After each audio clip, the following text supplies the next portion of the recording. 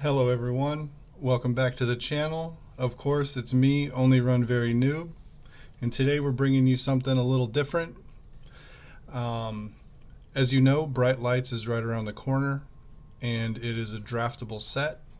So a lot of you might be looking for maybe some guidance on how drafts go and what decks might look like and the different archetypes.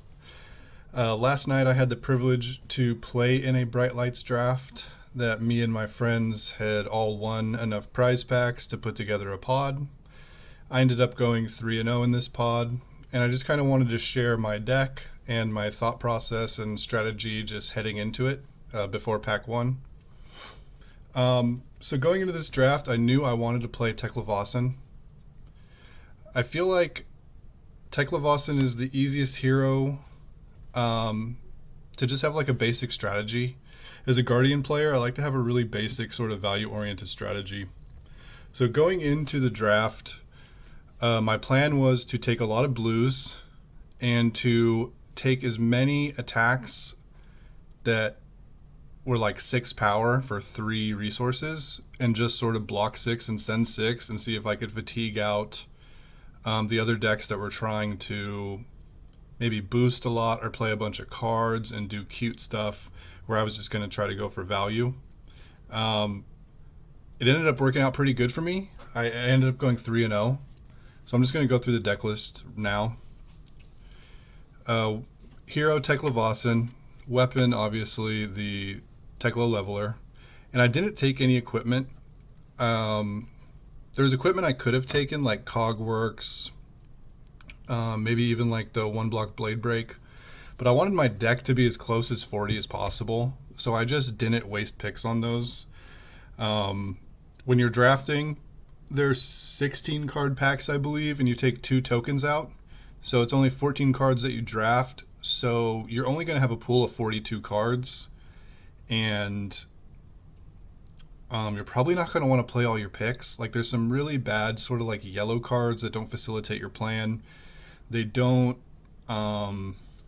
pitch to pay your big attacks that cost 3, and they might even like block 2, which is sort of awful.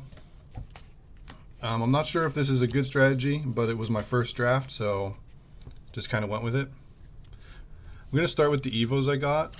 I literally only got 4 Evos and 1 in each slot. The yellow instant ones were not great, but they were situationally like insane. I'll get into a line I did. Actually, not in one of the games I played in the draft pod, but after the draft ended, I played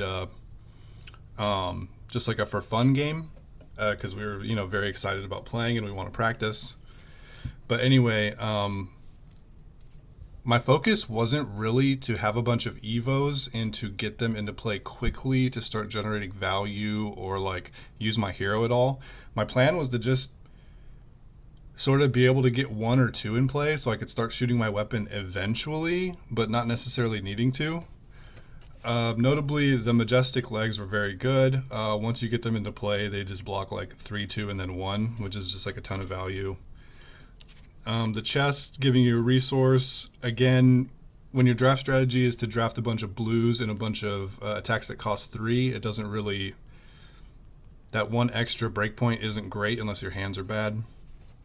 And I guess this one kind of comes in for like an extra damage at instant speed. And of course the Sentry base heads are very good. They just like block 3. You can block with them early. It's like a 2 block. Maybe someone comes in for 5 boost and you block with a 3 block in this, and then you can scrap it later and get it back. And it's just pretty good.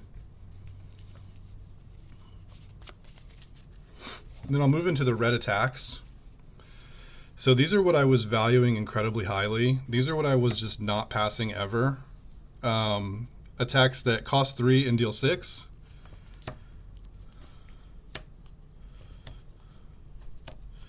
I guess Liquid Cooled Mayhem kind of costs more than 3, but you get one of your Evos in play and it will cost 3.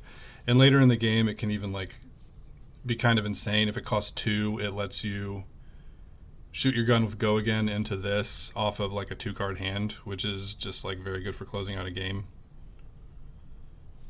So this is, what do I got here? 9 attacks that cost 3 and deal 6. The thought process behind these is just very easy to play. It only costs me 1 card from my deck, but it requires 2 cards from my opponent's deck to block. Fatigue is very important in this format, I believe, and these are just all quite good at doing that. Junkyard Dog has the added benefit of being able to scrap one of your 2 Evos that block. You can block with them and then scrap them and get them back for some card advantage. Gas Guzzler, Rev Up, and Big Bertha have the advantage of having boost. So basically in every single one of my games, there was a spot where I got to keep like a 4-card hand and I just got to go like 6 go again into 6. And it's very simple, but it was quite effective. There's not much to say about these. Like the additional text on them don't really do anything. Rev Up is basically the same card as Gas Guzzler in our deck, with Big Bertha as well. Big Shot doesn't really have any text. It's actually kind of worse because it doesn't have boost. And then these other 2 are have some marginal upside, but usually they're just kind of like Big Shot, to be honest.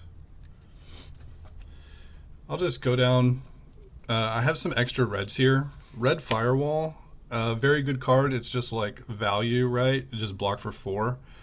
But what I didn't realize is it actually lets you get overpower as well.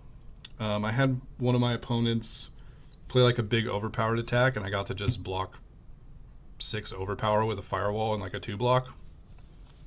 So that's something that's interesting going forward. I think maybe red and yellow Firewall will be very good for that reason. Blue Firewall, not as good because it's a 2 block, but of course it's a blue and you want a lot of blues in this deck. These scrap cards, these 0 for 3s, I wasn't really high on, but it's a card that off a 3-card hand you could go like 6 go again into 3. You can scrap away a couple of the equipments that you're able to block with. And this one especially was involved in like my insane high roll line that I'll talk about a little later once I'm through the deck. They're just kind of like 3 blocks, and they also let you like block 9 and send back 3 if you ever have to block a bunch of damage.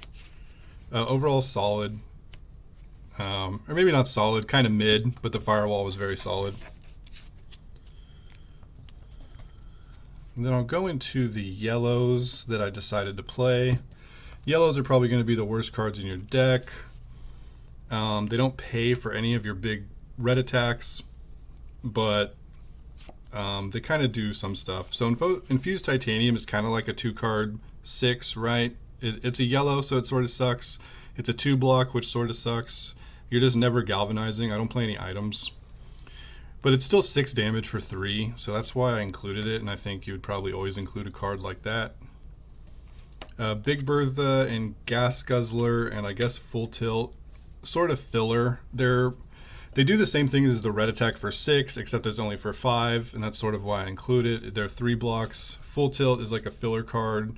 Not a card I'm excited about playing, but my deck's only 38 cards, and I feel like having another 3 block that could potentially just like deal a little bit of damage was better than running 37 cards.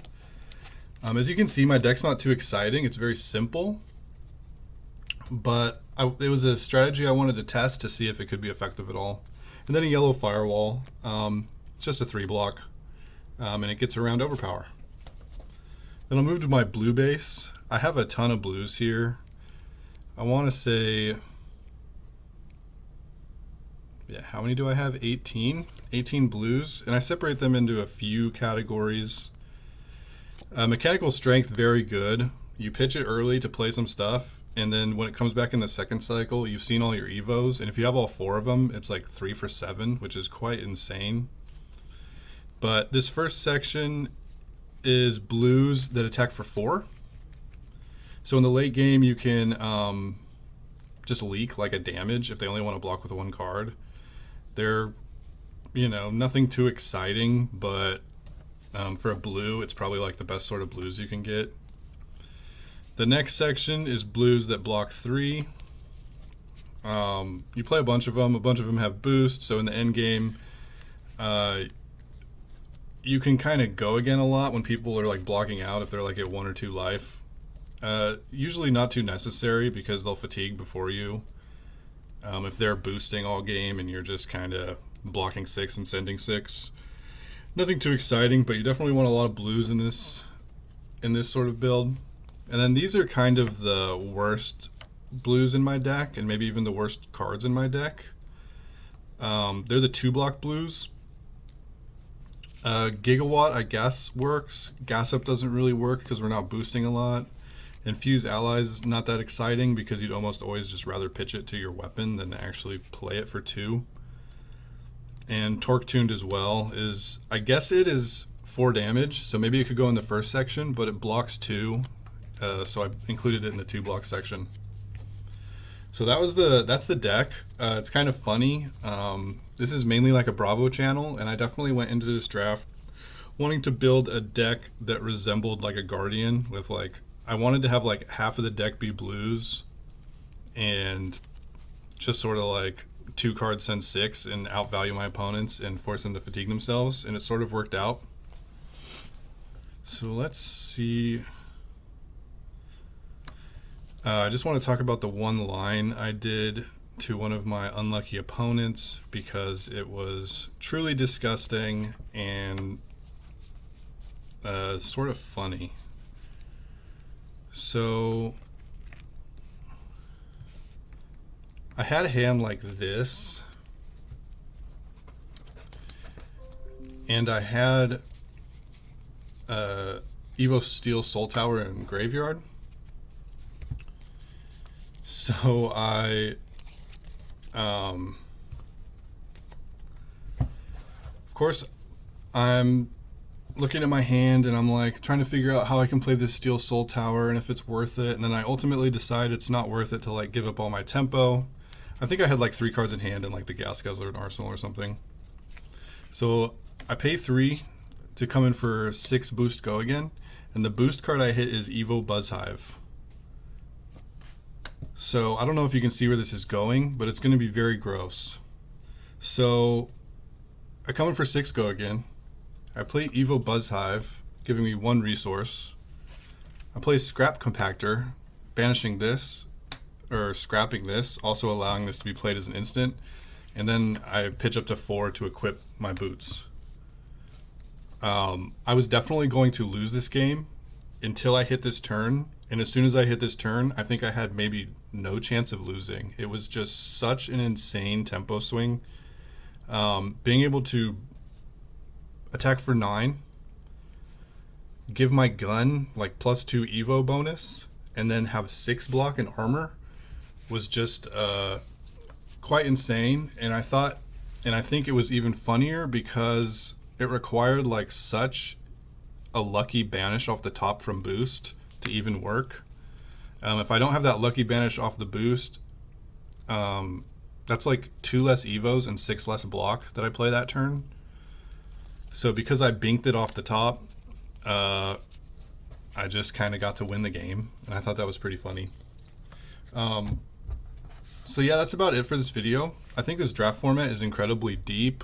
I think there's a lot of things that you can do. In my first draft, I wanted to approach it in one of the most basic ways possible, and it actually ended up being pretty effective. I think this might be a good sort of baseline deck if you sort of want to win a pod where a bunch of people are learning the format and trying to like dirtle. I'm not sure this strategy is going to be good come like Worlds or like a big calling top 8 or something. It seems to me like it's a solid 2-in-1 deck. It doesn't feel like it's a 3-0 deck, but early on in the format, I think just having a solid, pretty good strategy going in that I think might be repeatable is definitely a good thing to do. Like if you're going into Worlds and you want to focus on CC and you just kind of want to make it out of your draft pod at 2-in-1, I think this might be reasonable, but that's still kind of up in the air because who knows if a couple months into the format if you'll be able to get like 10 of these attacks that are 2-card 6s maybe these will be like super high, like higher picks than they were in my pod last night. But anyways, thanks for stopping by, and always happy to see the comments down in the in the comment section. I'm gonna start something new. I've just started a Patreon, and I'm gonna start linking that. And of course, it's incredible. It's very optional. It's just I love this game, and I want to put like a lot of work into creating content that's not necessarily videos, maybe like written content. And I have written up a Bravo primer, so that's what's on the Patreon right now, and I'm hoping to add new stuff to it weekly, so that we can I can have fun talking about this game, writing about this game, and thinking about this game, and hopefully whoever decides to want to become a patron can feel like they're getting their value, like because they're getting stuff weekly. Not 100% sure what I'm going to be putting on there, but I think I'm going to be doing mainly Bravo content. Let's say 95% Bravo stuff, or at least Guardian stuff, and maybe 5% limited. Doing deep dives into card decisions, deep dives into matchups, and pick orders for drafts and stuff. Maybe even making videos that I post on there before I post on YouTube. And just trying to give back to this community. All right. So thanks for stopping by, and I'll see you next time.